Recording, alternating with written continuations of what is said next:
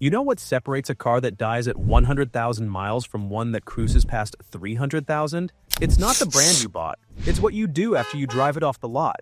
Most people think they're doing maintenance right, but they're actually killing their engines slowly without even knowing it. Rule number 1. Synthetic oil changes. Here's the deal with oil. You've got two choices, synthetic or conventional. And if you want your car to see 300,000 miles, there's really only one choice.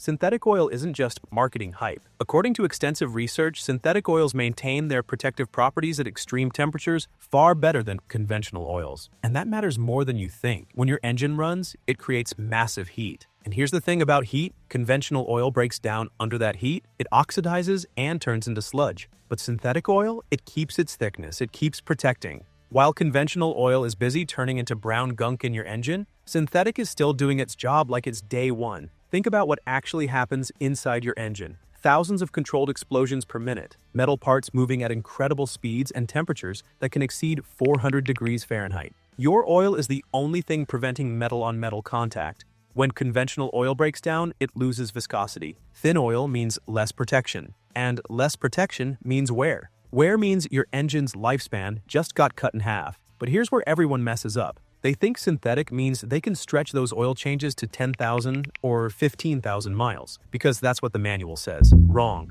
Your driving habits matter more than what's printed in that book. Do you make short trips? Does your car sit and idle? Do you live somewhere hot? Then you need to change that oil every 3,000 to 4,000 miles. No exceptions. And if you're using cheap oil and a cheap filter because you're trying to save money, you're not saving anything and you'll be buying a new engine later. Change it every 3,000 miles maximum with that stuff. A quality oil filter isn't optional either. That filter is what keeps metal particles and crud from grinding away at your engine internals. Cheap filters use cheap filter media. That means they bypass contaminants instead of catching them. Spend the extra $5 or $10 on a quality filter and your engine will thank you with another 200,000 miles. Rule number 2, change the air filter. Most people forget the air filter exists until their check engine light comes on. By then, damage is already happening. Your engine needs air, and lots of it. A restricted air filter means your engine is suffocating and it's working overtime trying to compensate. Change your engine air filter every other oil change at minimum. If you drive in dusty areas, construction zones, or anywhere hot and dirty, change it every single oil change. And it isn't that expensive. A good air filter costs maybe 20 or 30 bucks. You know what costs more? The problems that come from ignoring it. When your air filter gets clogged, your engine compensates by dumping more fuel into the combustion chamber. That creates a rich fuel mixture. Rich fuel means carbon buildup. And carbon buildup means hotter combustion temperatures. With hotter combustion, you'll have stressed pistons, valves, and cylinder walls. What's worse? Your fuel economy tanks, and parts wear faster. All because you didn't spend 30 bucks on a filter. People also don't realize that a dirty air filter affects your mass airflow sensor. That sensor tells your engine computer how much air is entering. When readings are off because of restricted airflow, your computer makes wrong decisions about fuel delivery. Wrong fuel delivery leads to improper combustion, and improper combustion leads to carbon deposits, rough idle, and reduced power. Rule number 3. The type of fuel, not all gasoline is created equal. You've probably noticed some gas stations charge more than others. There's a reason. Top-tier fuel from brands like Shell, Exxon, Mobil, Chevron, BP, and Costco contains higher levels of detergent additives. These aren't just marketing claims. Top tier is an actual certification standard developed by automakers themselves. Those extra detergents keep your fuel injectors clean so that they can spray fuel in a precise pattern which ensures complete combustion. Complete combustion means less carbon buildup on valves and pistons. Less carbon ensures your engine runs cleaner, smoother, and more efficiently. According to AAA's automotive research, non-top tier fuels can leave up to 19 times more deposits on intake valves compared to top tier fuels. Let that sink in. Your catalytic converter also benefits. Carbon buildup eventually makes its way through your exhaust system. When deposits clog your catalytic converter, you're looking at a repair bill that can easily hit $1,000 or more. Top-tier fuel costs maybe 10 or 20 cents more per gallon. That's $2 or $3 extra per fill-up. Compared to a new catalytic converter, that's the easiest money you'll ever save. Modern engines with direct injection are especially sensitive to fuel quality. Direct injection sprays fuel directly into the combustion chamber. There's no fuel washing over the intake valves like in older port injection systems. That means intake valves get zero cleaning from fuel and carbon builds up faster. Top-tier fuel with higher detergent levels helps combat this, though it's not a complete solution. But using cheap fuel, you're asking for carbon buildup problems that can cost thousands to fix. Here's a bonus rule that nobody talks about. Never let your fuel tank drop below a quarter full. Your fuel pump sits in your gas tank. It uses that fuel to stay cool and lubricated. When you constantly run on fumes, your fuel pump runs hot and dry. And here's the thing. Heat kills fuel pumps. A new fuel pump replacement can cost anywhere from $400 to $800 depending on your vehicle. Keeping gas in your tank costs you nothing extra and saves you hundreds later. Running low on fuel also stirs up sediment at the bottom of your tank. That sediment gets sucked into your fuel system. Your fuel filter catches some of it, but not all. Some of it makes it to your injectors. Some makes it to your high-pressure fuel pump. And these components don't like dirt. So keep your tank above a quarter full and avoid these problems entirely. Enjoying this video? Hit that notification bell for more certified tips. Rule number 4, fuel injector cleaner. Even with top-tier fuel, deposits still form over time. That's where a quality fuel injector cleaner comes in. But not just any cleaner. You want one with PEA, which stands for polyethyramine. PEA doesn't just prevent deposits. It actively removes them. Every 5,000 to 7,000 miles, add a bottle of PEA-based cleaner to your tank. Products like Amsoil Pi or Royal Purple Max Clean contain concentrated PEA formulas. You see, when injectors get dirty, their spray pattern changes. Instead of a fine mist, you get droplets or streams. That means incomplete combustion in certain cylinders. Incomplete combustion creates hotspots, and hotspots lead to pre-ignition and detonation. That's how you crack pistons and burn valves. Studies in fuel system maintenance show that even small amounts of injector deposits can reduce fuel efficiency by up to 4%.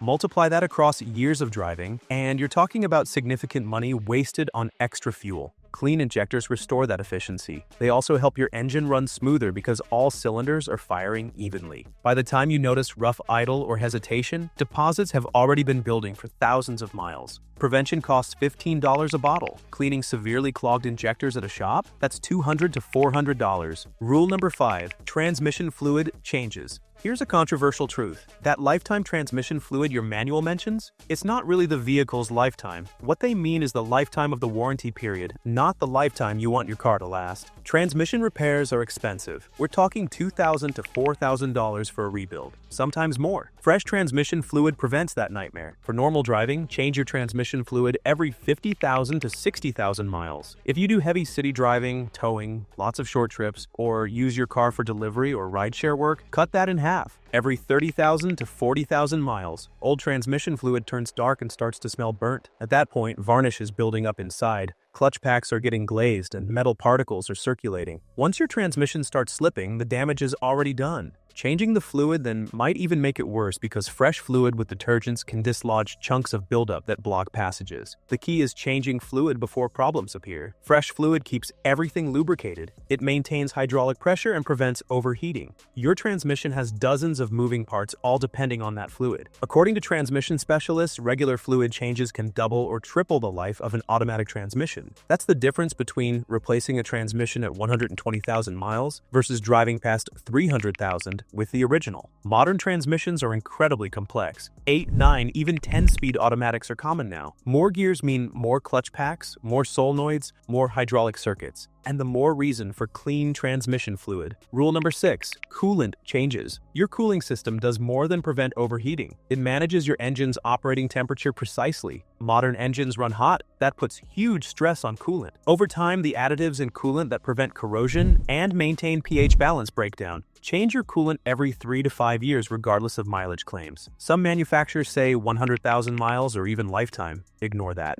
Coolant additives deplete based on time and heat cycles, not just miles driven. When those additives are gone, corrosion starts. Your cooling system has aluminum components. The water pump, radiator, and engine block itself contain aluminum. When coolant pH shifts acidic, it attacks aluminum. Corrosion creates particles that circulate through your system. Those particles act like sandpaper on your water pump seal. They clog narrow passages in your radiator and create hotspots in your engine block. Research from cooling system manufacturers shows that depleted coolant can reduce heat transfer efficiency by up to 50%. Your engine might not overheat on the gauge, but internal temperatures are climbing. Internal overheating causes head gasket failures. It warps cylinder heads and causes pistons to scuff cylinder walls. A head gasket replacement can cost $1,500 to $2,000. A warped head requires machining or replacement. These are catastrophic failures that total older vehicles. A coolant flush costs maybe $100 to $150. That's the best insurance policy your engine has. Rule 7. Replace your spark plugs. Most people wait until their check engine light comes on or their car starts misfiring before they think about spark plugs. By that time, you've already been damaging your engine for thousands of miles. Spark plugs have a lifespan, and that lifespan ends long before they completely fail. Modern engines use iridium or platinum spark plugs that can last 60,000 to 100,000 miles, according to manufacturers. But here's what they don't tell you. Those plugs start degrading way before they fail completely. The electrode wears down gradually, the gap widens, and the spark gets weaker. Weak spark means incomplete combustion, and incomplete combustion means you're wasting fuel, creating excess carbon deposits and putting extra stress on your catalytic converter. Change your spark plugs every 60,000 miles, even if they're rated for 100,000. If you drive in stop-and-go traffic constantly or make lots of short trips, change them every 40,000 to 50,000 miles. Cold starts are especially hard on spark plugs. Every time you start your engine cold, condensation forms in the combustion chamber. That moisture attacks the spark plug electrodes. Over time, this accelerates wear. Worn spark plugs also make your ignition coils work harder. Your ignition coil has to generate enough voltage to jump the gap at the spark plug. When that gap gets wider from wear, the coil struggles. It runs hotter. Eventually, the coil fails. A set of spark plugs might cost you $60 to $100. A set of ignition coils? That's $300 to $600 or more, depending on your engine. There's another problem nobody talks about. Degraded spark plugs cause cylinder wash. When combustion is incomplete, raw fuel gets pushed past the piston rings and into your oil and fuel, and your oil dilutes it. Diluted oil doesn't protect properly. It also lowers the oil's flash point, making it more likely to ignite under extreme conditions. You could be doing perfect oil changes with the best synthetic, but worn spark plugs are contaminating that oil faster than you realize. According to studies from the National Institute for Automotive Service Excellence, worn spark plugs can reduce fuel economy by up to 30% in severe cases. Even a 10% reduction means you're throwing money away with every tank of gas. Rule 8. Your Serpentine belt. Your Serpentine belt drives everything from the alternator that charges your battery, the water pump that keeps your engine cool, the power steering pump, and the air conditioning compressor. When that belt breaks, you're stranded. Worse, if it breaks while driving, your engine can overheat in minutes and cause catastrophic damage. Inspect your Serpentine belt every oil change. Look for cracks, glazing, fraying, or chunks missing from the ribs. If you see any of these signs, replace it immediately. Don't wait. Even if your belt looks okay, replace it every 60,000 to 80,000 miles as preventive maintenance. Belts are cheap. A quality Serpentine belt costs $30 to $50, but the damage from a broken belt? That could be a new engine. Modern belts are made from EPDM rubber, which lasts longer than older neoprene belts. But longer lasting doesn't mean forever. EPDM belts fail differently. They don't show as many visible cracks, but the internal structure breaks down.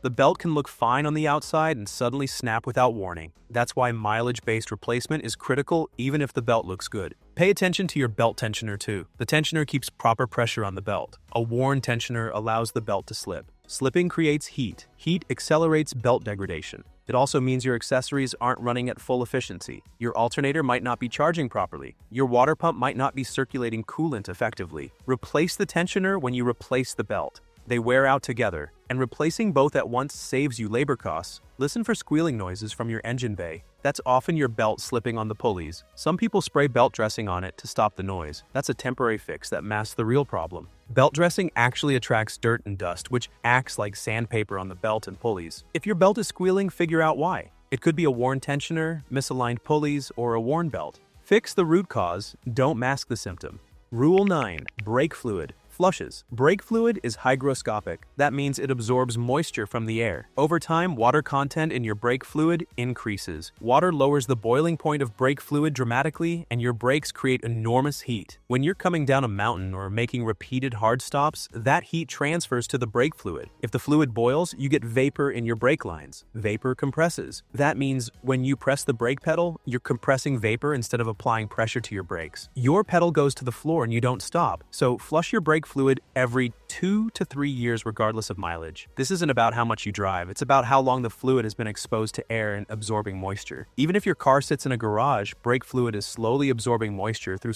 microscopic pores in brake hoses and through the reservoir cap. A brake fluid flush costs $80 to $120 at most shops. Replacing corroded brake calipers, lines, and a master cylinder, you're looking at $800 to $1,500 easily. Rule 10. Keep your battery terminals clean and test your battery regularly. Your battery does more than start your car. It stabilizes voltage for your entire electrical system. Modern vehicles have dozens of computers and sensors, all dependent on stable power. A weak battery causes voltage fluctuations, and those fluctuations can damage sensitive electronics like your engine computer, transmission computer, ABS module, airbag controller. These modules cost hundreds or thousands to replace. Clean your battery terminals every 6 months. Corrosion builds up where the cables connect to the battery posts, and that corrosion creates resistance. Resistance results in less power getting to your starter and less power available to your charging system. Your alternator works harder trying to charge through corroded connections, and working harder generates more heat, which kills alternators. Use a wire brush to clean the terminals and cable ends. Make sure you disconnect the negative terminal first,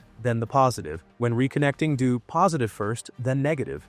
After cleaning, apply a thin coating of dielectric grease or petroleum jelly to prevent future corrosion. This simple maintenance takes 10 minutes twice a year and can prevent hundreds of dollars in electrical problems. Test your battery every year, especially before winter. Cold weather is hard on batteries. A battery that's marginal in summer will fail completely when temperatures drop. Most auto parts stores will test your battery for free. A new battery costs $100 to $200. A new alternator? That's $300 to $600 plus labor. Modern batteries with AGM technology last longer but also cost more. They're worth it if your vehicle came with one originally. AGM batteries handle deep discharge cycles better and work well with start-stop systems. If you're replacing a flooded lead-acid battery, you can upgrade to AGM for better longevity and performance. Just make sure your charging system is compatible, as AGM batteries require slightly different charging parameters. 6 rules. And none of it requires special tools or knowledge. But together, these habits separate the cars that make it to 300,000 miles from the ones that don't.